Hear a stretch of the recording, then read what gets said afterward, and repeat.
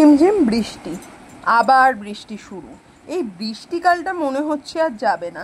যাই হোক, এবার তার আগে কিছুক্ষণের আগের কথা বলি। আকাশটা তখন মেঘলা মেঘলা হয়েছে, কিন্তু বৃষ্টি শুরু হয়নি। আর আজ ভাবলাম উচ্ছে, মানে গাছের ওই করলাগুলো যেগুলো বড় হয়েছে, সেই দু তিনটে করলা একটু বড় হয়েছে, চলো আজকে পেরে নেওয়া যাক। কারণ ঘরেতে সেরকমভাবে সবজি ছিল না, আর ভাবলাম আলু উচ্ছে ভাজা করলে ভাতের সাথে বেশ ভালো খেতে লাগে। আমার আর আমার বরের দুজনেরই কিন্তু পছন্দ এই রেসিপিটা।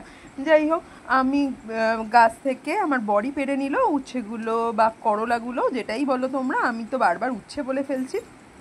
যাই হোক, আর তার কিছুক্ষণ পর শুরু হলো এরকমভাবে মুষলধারায় বৃষ্টি।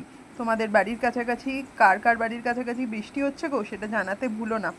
আলু উচ্ছে ভাজার সাথে শুকনো লঙ্কা চলে নাকি তোমাদের? কিন্তু আমার না এখন অভ্যাস হয়ে গেছে।